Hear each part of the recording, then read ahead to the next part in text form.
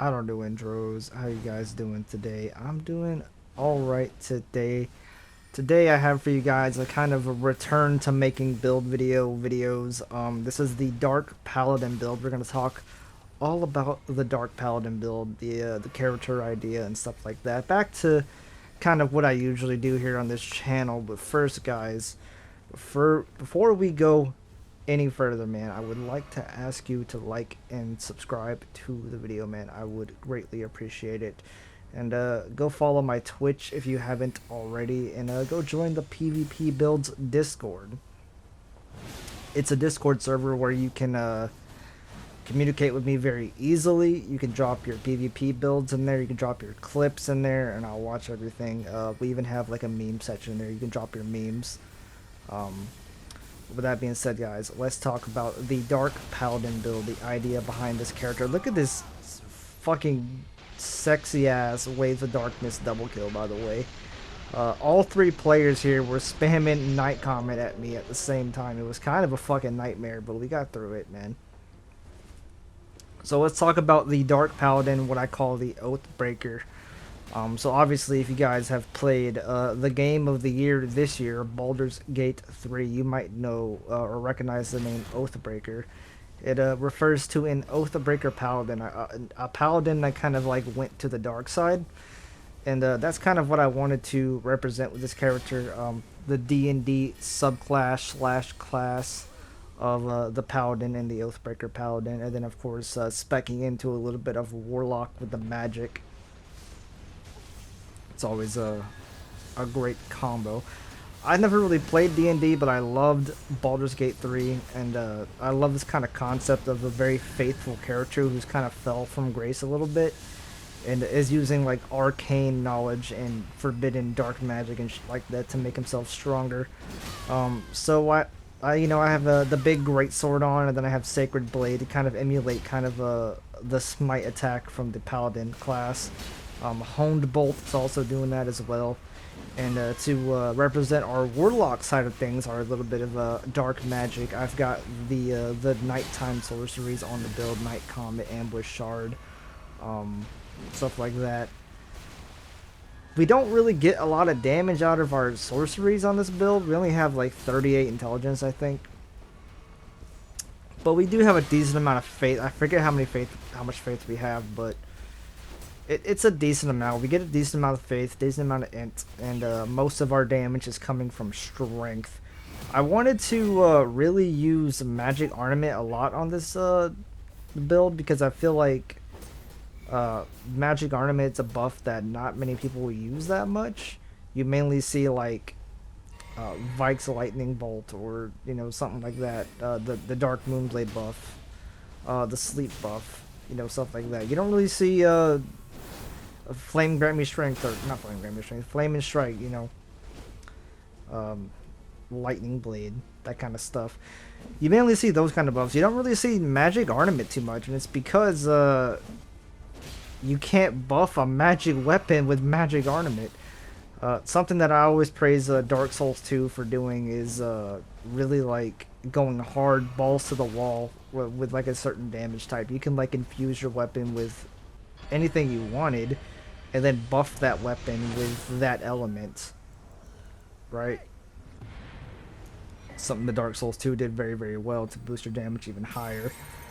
On Elden Ring, you can't do that, so the only way to really make magic ornament work on a magic build is to dump your stats into something else. And thankfully for this build, we have more strength than anything. So magic ornament is just boosting the AR. It's all it's doing. Now, obviously, we can't use it on our big greatsword here, our guts greatsword, because we are using Sacred Blade to emulate the smite attack on Baldur's Gate 3 from the Oathbreaker Paladin class. I think all the Paladin classes get it, but I'm playing an Oathbreaker, so I also like made this character a tiefling. He's like red underneath the armor. Just to kind of emulate my first character I made on Baldur's Gate 3, which was a tiefling Oathbreaker Paladin. what were your guys' build on that game, if you guys ever played that game. If you haven't already, it just won Game of the Year. I recommend checking it out. So yeah, that's kind of the character idea behind this build. Is a kind of a paladin that was faithful at one point, a very devoted paladin, very religious paladin at some point, who probably didn't have all these magic spells before. And at some point he made a pact with some fucking creature, devil, demon, something, and became an Oathbreaker. Well, I guess he would break his oath and then make a pact to become a warlock, so excuse me for getting it all wrong, man, the lore and whatnot. But yeah, I'm glad to be doing what I used to do on this channel. For a long time there, for a while now, I was like working on this specific character, and I guess this is actually his official video. If you guys don't recognize this build, it's been featured a lot here on the channel recently.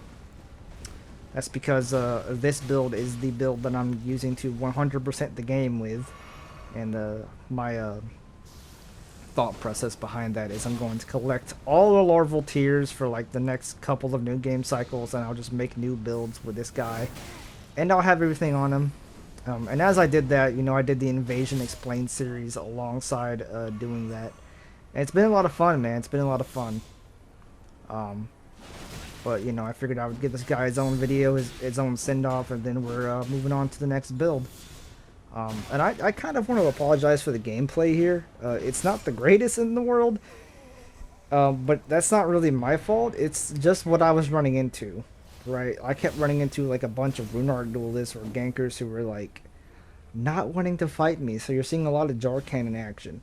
Now typically I'm the kind of guy that will stick to a character's theme no matter what, but Elden Ring has jaded me so fucking much to the point where I'm like, okay, I'm just gonna use the jar cannon on any build that can possibly use the jar cannon, because you know, 3 people sitting on a rock doing nothing and not wanting to move is really irritating. So they now get the jar cannon, if they deserve it, right?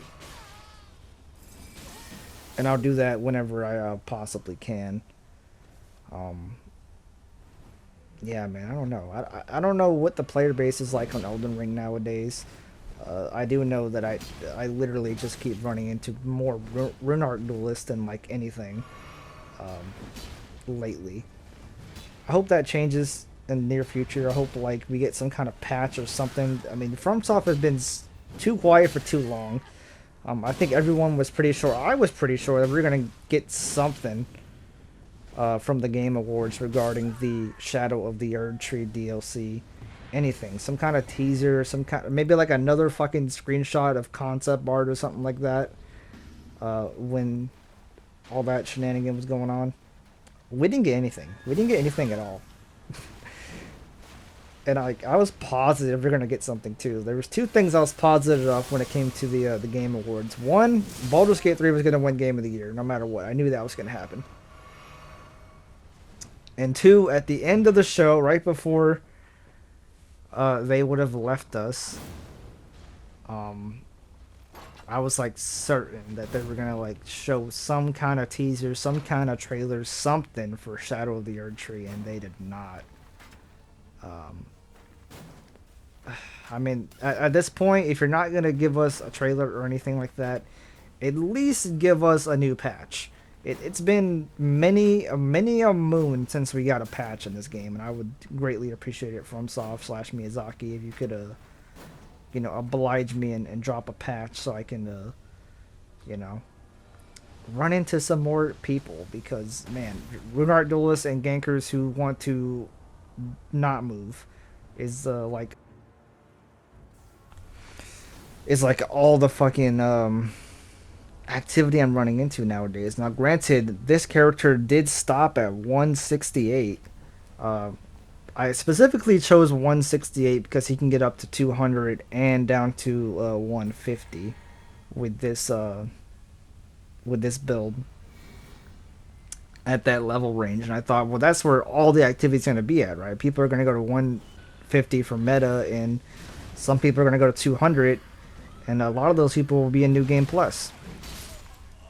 So yeah, this might be the most active level range, but it also like is hitting one of the most boring level ranges, which is the meta, right? Um, anyway, guys, that's the Dark Paladin build. I hope you guys like the build. If you like this kind of content, it's kind of PvP content, it's kind of invasions, duels, the character builds, I do it all, man. Be sure to like and subscribe to the video, man. We hit 1,000 subs before the end of the year, so thank you guys so much for that. Follow my Twitch if you haven't already. Join the PvP Discord down below. And with that being said, guys, fare thee well, peace out, and all that fun stuff. And don't you dare go hollow, friends.